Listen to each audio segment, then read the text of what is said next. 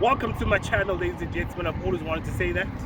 As cool as it sounds, but I've joined the bandwagon. My name is Hang, and this is Unlimited Limits. In front of me, or besides me, is this wonderful VW Polo TSI, and I'm just going to do a short review on the car right after this bumper.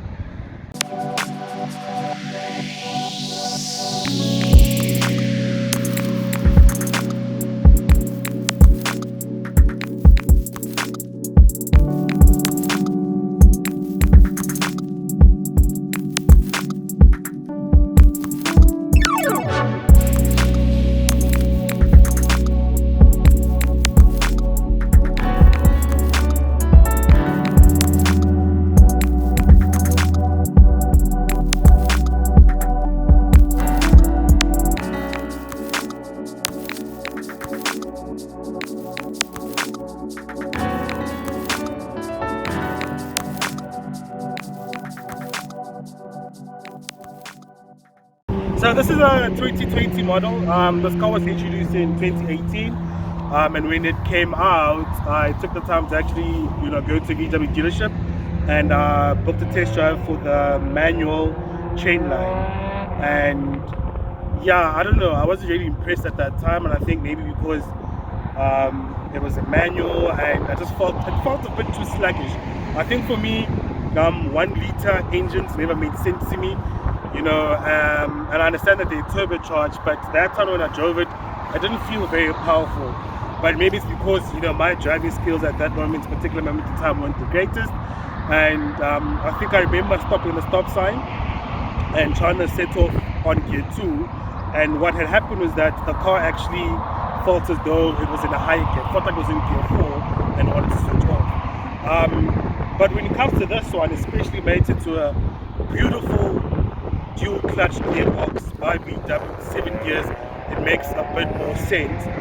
This is the Comfortline, which is different from the chain line. It's just trim levels, and I've had this car for the past 3 days. I took a trip to the Free State, which I think we've done over 1,500 kilometers in this car, and unfortunately today is the last day and I am going to have to return it. But in the time that I've had it, I fall in love with it. I mean, in the beginning when I saw this car, I didn't really quite like how it looks.